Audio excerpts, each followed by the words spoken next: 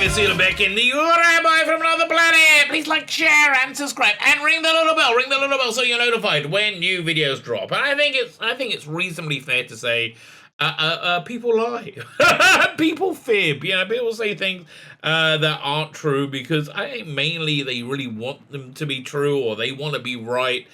Look, I'll do another video on this another time, but there's 7 basic reasons why anybody does something bad, right? There's 7 rewards you have for bad behavior. There's a whole nother video, whole nother time. We'll get into it. Now, what we're looking at today is the phenomenon of people lying their asses off. People lying their asses off, and they continue to lie, even though there's it's been proved you're lying. Now, what am I talking about? In this particular situation, I'm talking about the comic book industry, but you can extrapolate this out to anywhere you have human beings, so pretty much everywhere. So the comic book industry, like most areas of fandom, things that people are fans of, even the knitting world, right? Most areas of fandom, they were invaded, I would say, about 2015, 2016, by a new generation of people who, generally speaking, are insane. I just think they are completely insane. And they basically inverted comics to be something very, very different from what they were. They looked the same. They didn't say, we are inverting comics to be that. No, they just did it. And then they pretended they weren't doing it. They were lying, right? They were lying. Yeah, again, we've seen the same thing in Star Wars, Star Trek, Doctor Who. Every area of fandom, they radically change it. And they always radically change it in the same way to... I think the message they're trying to give over is they believe men and women are to be interchangeable in every way. And so they take something that's traditionally... works for a more male audience. Again, comic books. Comic books was, I will say, about 80% male, 20% female, and I'm probably being generous. And they invert it. So about 5-6 years ago, we had it went from being an 80% male writers working on comic books to being 80% female. So, same with Star Trek Discovery. You had a basically 70% male crew. Now it's a 70% female crew because men and women are interchangeable, and that's the basic message that they really want to hammer home to you. They want to convince. Now, I don't think men and women are interchangeable, but the upshot of it is when you take something that, generally speaking, appeals to boys, and you make it to appeal to girls, then it ends up appealing to no one, because girls aren't really interested, because girls and boys are different. Girls kind of like My Little Pony. They kind of like princesses. Actually, if you really get down to it, the core difference, I've always found this fascinating, is that boys, when they play, they take on the characteristics of the character they want to be. They take on the characteristics of, like, Han Solo or whatever. That's why boy characters, generally speaking, have very, very well-defined character traits. Like they're kind of Indiana Jones. They're very well-defined character traits. Girls are different from that in that they imprint themselves on whichever character they're playing. Right? If they want to be Princess Buttercup, they will make themselves Princess Buttercup. Which is why female characters, girls' characters, generally speaking, have very few distinct characteristics, so they want to be able to have the young girls imprint on it. And so, yeah, that's basically, when you get down to the psychology of what has broken most of fandom. Anyway, I digress. So the they did this with comic books, and it essentially that with the pandemic was the knockout punch. Destroyed the industry. Well, they're still saying it's the bestest ever, right? It's fantastic. We're doing great, but they basically destroyed the industry for it. And now we're seeing the results of that destroyed in the broken lives, literally broken lives that we're going to see. But all at the same time, the people in charge of the industry are going, everything is the bestest ever. The bestest ever. Now, if this sounds familiar to you, if you're like a Doctor Who fan, as I am, as a Doctor Who fan, they've been saying it's the bestest ever for a long time, and it's super popular, and everybody loves it. And now the data has become unignorable to some parts of the BBC. They had to get rid of Jodie Whittaker and Chris Chibnall, the people who were doing exactly the things that Doctor Who, as these people were talking about comics, and now they're still saying, will they change course? Will they change direction? I don't know. But yeah, this will give us a bit of an interesting insight. Before we get into it, can you hit the like button? That'd be freaking lovely. Thank you very much. I say this every day, and every day is 100% true. I like to be liked. I do. I really genuinely. Now, I say a lot of obnoxious stuff, and I'm very opinionated, which isn't very good to be liked that way. Yeah, that builds up a bit of a barrier to people liking you. But nonetheless, I still like it. People think I don't really get. No, I do. I like to be liked. I like to be shared. Well, you know, the less of that. I'll keep that to myself, right? Like, share, subscribe. Hit the subscribe button. YouTube has been quite nice to me for the last few days. I think this is what my channel growth will be like without constant throttling by YouTube. Because, like, I just went up, I don't know, 30, 40 subscribers over the last few days. I think maybe it's connected to the, again, Jodie Whittaker and Christian were leaving Doctor Who. Or leaving, or being booted, I think, which is the story I heard. But anyway, like, share, subscribe. That'd be really, really good. Thank you very much. Comment, let me know what you think. And as I keep saying, and I hope this is the last week I'm saying it, go check out my Indiegogo, which is closing anytime now. It's, oh, man, I didn't get enough work on it done yesterday. I wasn't feeling well. Okay, I wasn't feeling well. I overindulged. This is like you can't do when you're old. Okay, I overindulge. It's on Sabbath. You have these big meals, right? And we have normally, you have families round that you have the big meals together. It's like Thanksgiving, but we haven't done it for like couple of years because of the pandemic. So we had a bunch of people over. First time, my wife just cooked up a storm. And it was awesome. I'm telling you, freaking awesome. Lots of really good food that I really shouldn't have eaten. I'll give you an idea of how bad it was. The first course on for the Saturday afternoon meal, Saturday morning meal, was my white mice from the south of of America, not South America, south of America, and it was like sweet waffles with fried chicken fingers drizzled with bourbon infused maple syrup. Now, if that sounds not too healthy, because it's not too healthy. Boy, did that taste good. She made biscuits, southern biscuit, best biscuits I think she's ever made. She makes good biscuits, like it's light and fluffy. Oh my god. Anyway, I was not in a good state yesterday. Okay, not in a good state. I didn't get any work done on this at all, and I feel really bad because I got about 3 or 4, probably more, hours of work done before the printer can close it down. What is it? Yeah, it's two comic books. We have Biblical Bible stories of atheists, creationists, rattlers, and rogues. This is 220 pages long. I wrote and drew it, and it's pretty darn good, if I may say so. Then we got this one, The Imperium, a love letter to telefantasy of the 1960s. James Bond, Emma Pill, Doctor Who, Monkey in Space, and the Black Slab from 2001. Bit of Prisoner, bit of Thunderbirds, you name it, it's all in there, baby, for your delight and delectation. Oh, you know what I really should do, though? I should get on top of I should get onto the artist, Dominic Racho. You can get custom, part of the campaign, you can get custom made cards that he will do, and I got a few people who ordered them. I should really start work on getting those fulfilled while I'm like working on this. Anyway, I digress. Go check it out. Tons of extras, blah blah blah blah. You know the whole thing. Yes, it's great. Fine. So where should we start? Let's start over here. This is reasonably insane. This is the reason the comic book industry has imploded, right? Because of things like this. This gentleman is called Chris Sabila. He's a comic writer. He's the last generation of comic book writers to get themselves into the mainstream of the industry. I'm not sure how he did that, actually, because is he white and male, or is he Hispanic? Maybe being Hispanic at the time was on the progressive stat, because in 2016, people were saying that Trump didn't like Mexicans. So if he's from Mexico, that could have really helped him out, right? That could have. I don't think he ever said that, but whatever.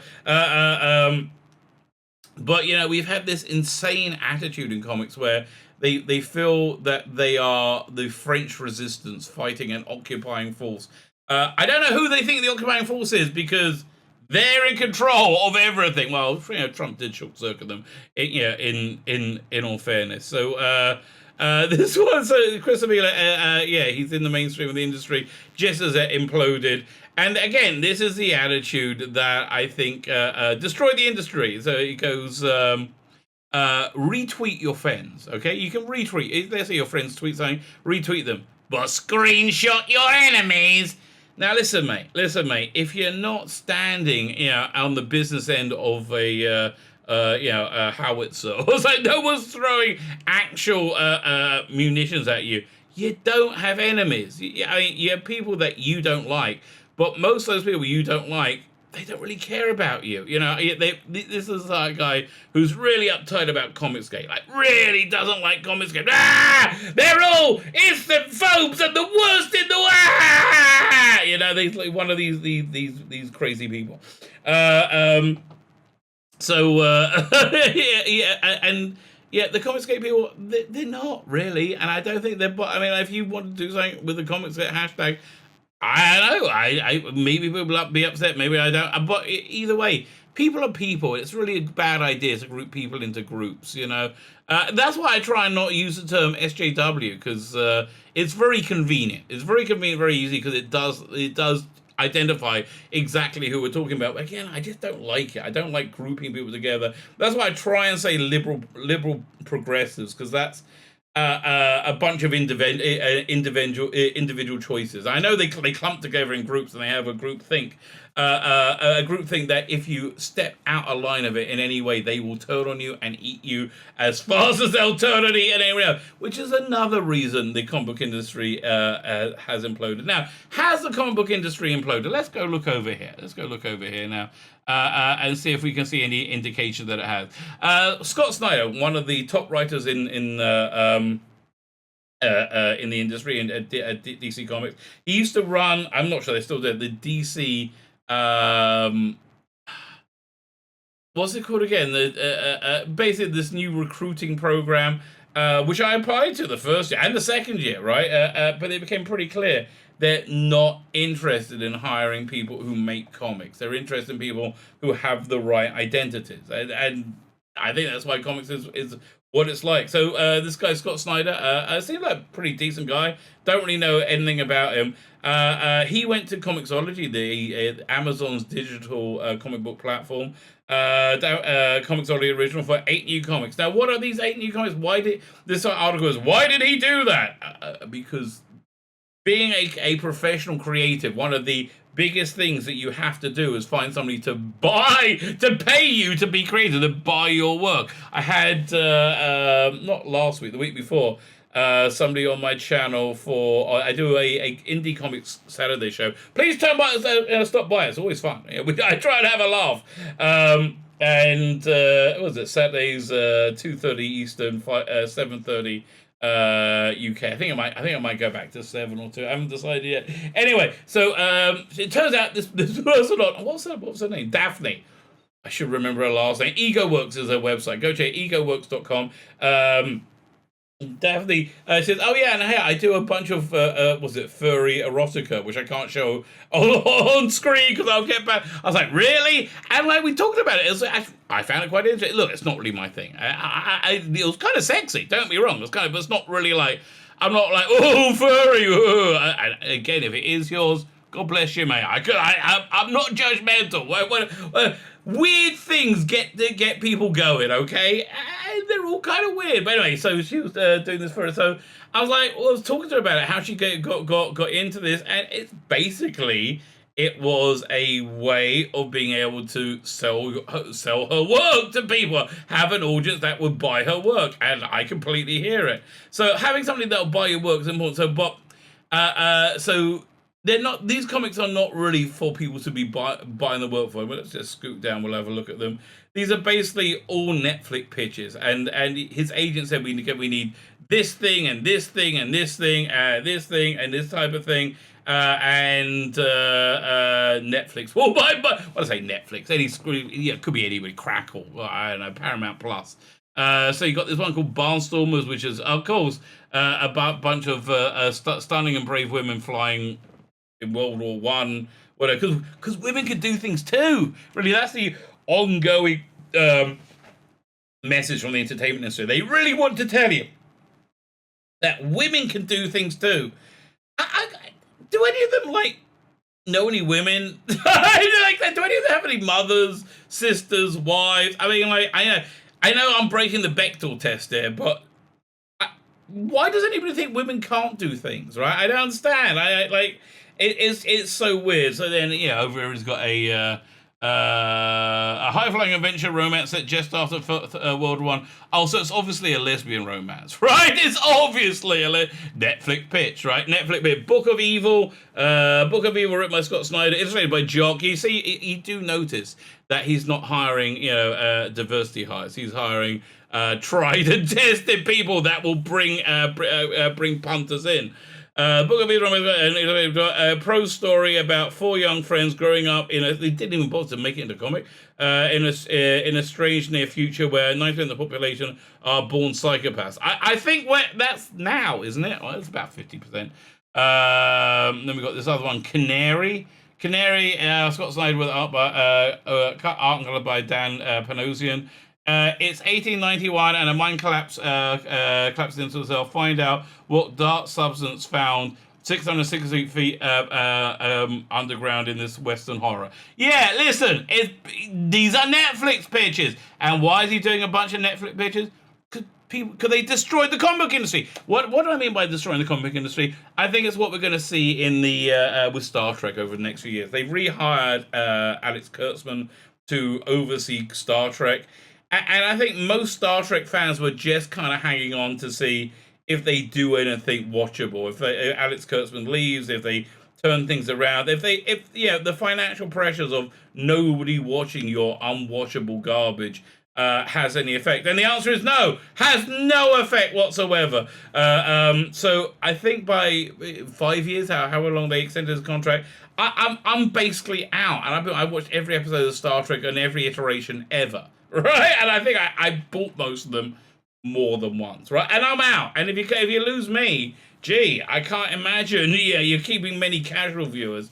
But that's the thing. Like, I might watch Strange New World. I'm probably not even gonna watch Discovery to review it on my channel because there's just no interest. I did a video about Star Trek a while, and they get low views. People aren't interested. That's the bottom line. People aren't interested. If they're not interested, if I'm not getting any benefit from it, why am I watching Discovery, which I just find agonizing, right? Absolutely agonizing. So I'm probably out, right? I'll probably check out Strange New Worlds, but like I'm probably out. So and I think I'm pretty representative, which means I don't think there's going to be anybody interested.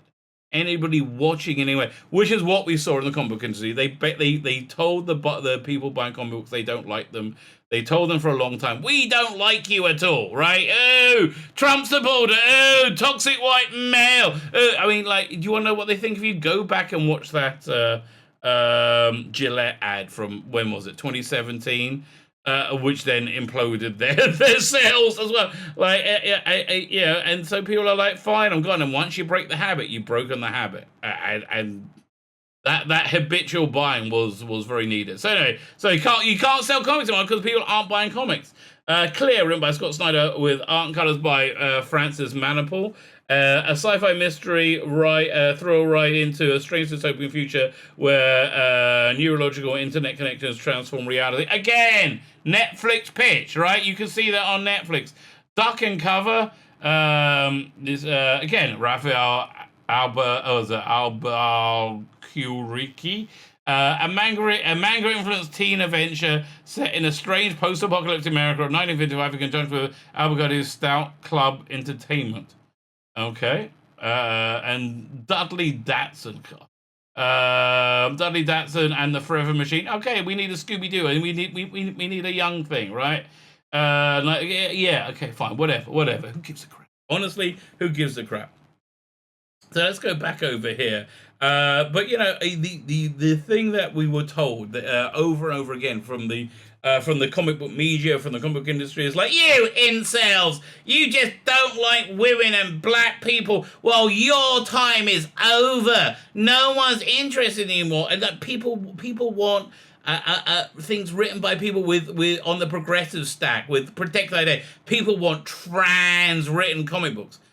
Do they? Because they said they were the best as ever. So that for that reason, this person over here, Mags Vissagio, became I think one of the most popular, or the one of the most popular writers amongst editors. She didn't have any sales. People were not interested whatsoever. And what she basically was a purse puppy.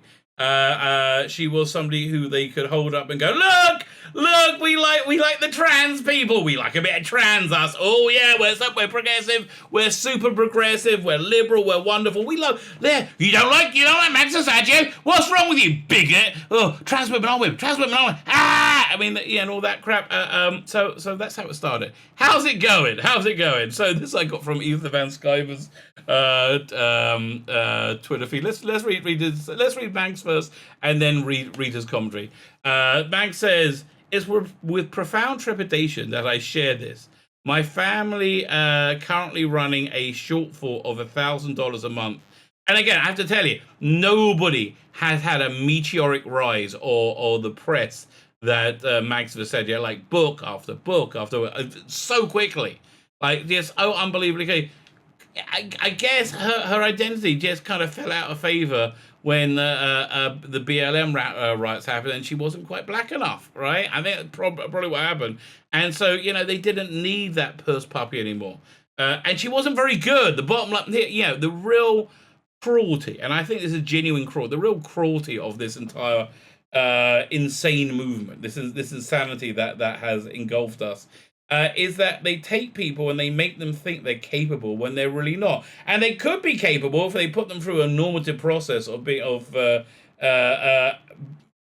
edited, being told no, being told you got to do something better, go do it over again and over again and over again, and making people work. But the trouble is, people with protected identities can't be told they've done anything bad, which is why we have these plethora of backup strips in a gazillion different comics that are all unreadably bad, because they're very, very bad, but the people making them have protected identities, and therefore they cannot be under any circumstances told that they are their work isn't good.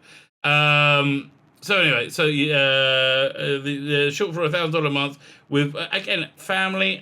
I think you're a woman with a penis. I don't think you have many kids, do you? Do you? I don't know.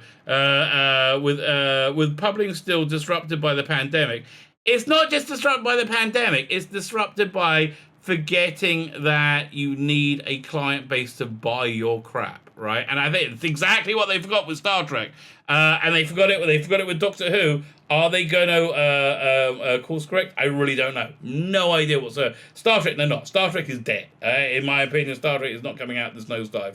And you think, no, it can't be. Do you know how popular Buck Rogers used to be? Remember how popular Flash Gordon used to be? There's a lot of things that used to be very, very Dick Barton Special Agent. There used to be things that were very, very, very popular. Quatermass. Do you ever hear of those things anymore? No. Everything ends. Everything dies, right? There's entropy. Everything will end. So anyway, Max Vissagio, the incredibly popular Max Vissagio, who was considered to be the bestest ever, and if you don't like them, you are an evil bigot.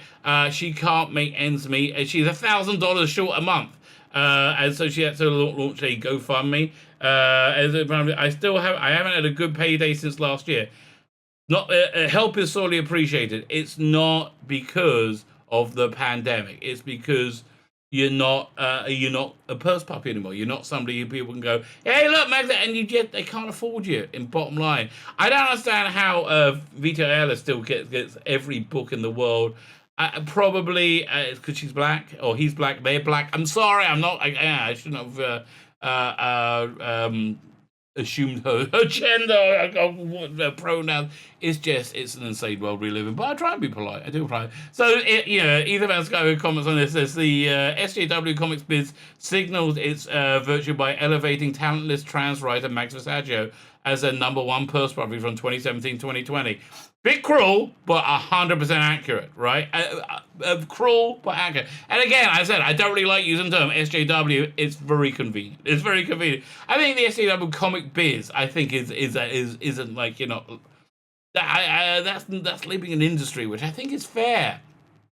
They since moved on, leaving Mags back to using GoFundMe for basic necessities, because there's no friendships in this side of the world. There's no friendship. There are only alliances, and her alliance became, unnecessary, right? Unnecessary. Mags maybe crowdfund a comic instead of rattling the tin cup. Yeah. Trouble is, would you be able to? Well, rattling the tin cup, she's got $4,000 so far on her the campaign. Let's have a look how she's doing. Hang on, we go over here. This was it. GoFundMe. Yeah, so she's raised $4,000. Good for her. Could you imagine how well she would do if she actually did some work? Made a comic? I don't know. And then finally, let's end up on this for today. The soft soaping of Jim Lee, Daniel Cherry III, and DC Comics. So this is a bit of a hit piece by Rich Johnson at Bleeding Cool. Up until now, they've been the Goebbels of the liberal progressive comic book industry, gaslighting everybody and telling everybody that everything is awesome. Everything now, the industry has fallen apart, right? The industry is totally fallen apart, and they keep gaslighting. Everything is awesome. Everything is fantastic. Rich Johnson is not so down with this. Where should we start? So Daniel Cherry III is credited as former Activision Eastwood, blah blah blah blah. Chief marketing, blah blah blah blah. Either way, when appointed there, was much commentary that he hadn't read a comic book in years, and while the article credits him credit him with and publishing initiatives, I think forget the and. That featured a Black Batman and a partnership with Fortnite, but those were set in motion by former DC publisher Dan Didio, fired by DC. Is DC going to in any way survive the sell to Odyssey? I don't know. I'm amazed it's still around, quite frankly. And the DC Fortnite creator team would have months to start before Cherry. Blah blah blah blah. Okay, who gives a crap? Okay. Fine, so Jim Lee, this was from when? This was from 5 days ago. So Jim Lee was doing a conference about how great DC's doing. So he starts off saying, 2020 on all levels was a challenging year for everyone. Yeah, I would say so. A year out, where we're in a year out, we're in a good spot. Really? Max doesn't look like shit. Let me just show you the good spot you're in. Your chief the chief writer you promoted said it was the best as ever. Can't eat, right? So it doesn't sound like they're in such a good spot. Part of what was done this year was think about the infrastructure and resources we have, and we want to place our biggest bets in terms of publishing business going forward. The world opening up a little bit, the fans responding to content we launched earlier this year. Well, I am not Starfire. You've been, had the piss ripped out of you relentlessly because of Future State and Infinite Frontier have made a big difference. Yeah. It's made a big difference that nobody's really interested in what you do. So what's Rich Johnson's translation? Challenge distribution partner has increased our cost massively. Change distribution has increased their cost massively. Yeah, they're mad at DC. Rich Johnson's mad at DC for not going. There was a one comic book distributor called Diamond, and they stopped distributing comics, so DC set up their own distribution network, and that was the thing that essentially killed the comic book industry, ending Rich Johnson's power, which is really what it was all about. So they're mad. So yeah, it's okay to be mad at DC from Rich Johnson's point of view. But thankfully, fewer, thicker, more expensive titles that people are still buying helps a lot. And stretching 5G into Future State and Infinite Frontier really helped pump those numbers. It's all about pumping numbers because nothing's about reality. If you question that whatsoever, I will point you to the Scarlett Johansson lawsuit. Scarlett Johansson is suing Marvel, suing Disney/Marvel, because she didn't get enough money from Black Widow. How did she not get enough money from Black Widow? Well, it's quite simple. You negotiate your deal, and you say, fine, you got to pay me this much up front, and I'll take this month percentage of your ticket sales, and then we have an expectation of what that amount of money will be. So Disney released that how well Black Widow has done. It's just incredible. Best opening ever. Like one of the best weekends ever. And then they made another 60 million on Disney Plus, right? ScarJo, did she get the amount of money that was projected to her? No, she didn't, because people watched it, people pirated, basically, and they watched it. Some watched on Disney Plus, some pirated it if they could be bothered. No, most couldn't, but she didn't get the ticket sales. Those box office sales are over, right? There's not coming back, and with all this move to lockdown again, forget it. So she's like, well, I said yes to that on the assumption that I'm getting money from the back end, and I haven't got money from the back end, so I think you better pay that shortfall, Disney. And the shortfall, and Disney, and it said, you know why I think you should do that? Because it says so in the contract, right? It says so in the contract. So Disney replied back saying, yes, we absolutely did breach your contract. How do they say that? By saying, how could you talk about profits at a time like this with a pandemic? Ah! So, listen, it lost money. It flopped. Black Widow flopped. And I think you're going to get used to a lot of flops. Do you think Shang-Chi's going to flop? I think Shang-Chi's going to flop. What about the Eternals? I thought the Eternals would be the first flop. No, I think it's over. I think it's over for the MCU. For the same reason it's over for the comic book industry. So then Cherry, what's this guy's name again? Daniel Cherry says, as a major player in the industry, it's really up to us to redefine what this means for the next generation of fans and build the right type of organization that can future-proof itself and meet that fan demand. There is no fan demand. That's a factor you're missing. So the changes that we are making organizationally are also with our content, is so we can evolve this industry and meet fans where they are. Fans are on Indiegogo.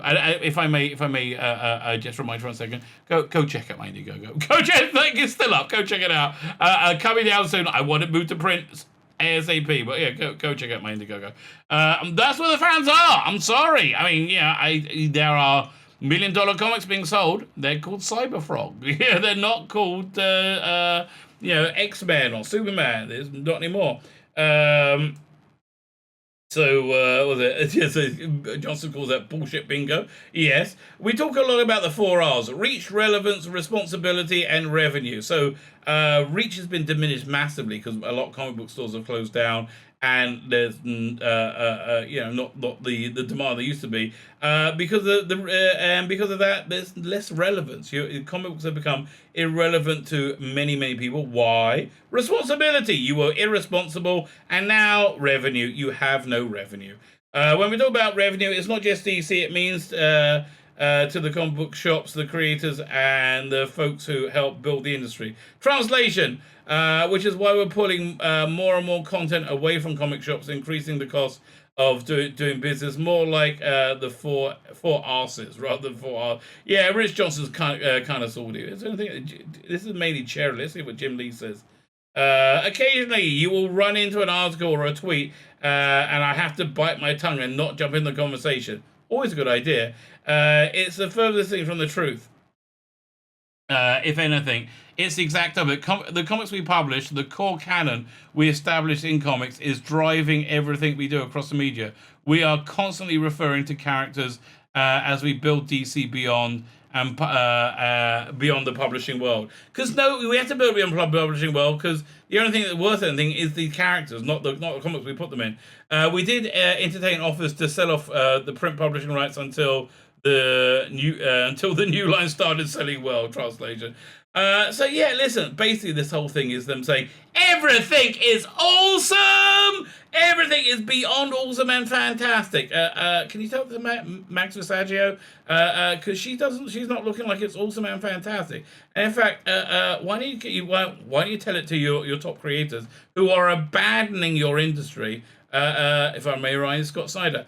It's because you blew up the industry, and this is what it looks like. And it's really sad. I actually genuinely feel bad for Magsy, because again, they were told they're the bestest ever, and they're fantastic, and they have their incredible talent, and they weren't. They just weren't. They were just told that because they're a purse puppy, And honestly, I find it a bit disgusting. That's really the bottom line. I find it a bit disgusting. My name is Cena Beckett, the Rabbi from another planet. Please like, share, and subscribe, and ring the little bell. Ring the little bell so you're notified when new videos drop.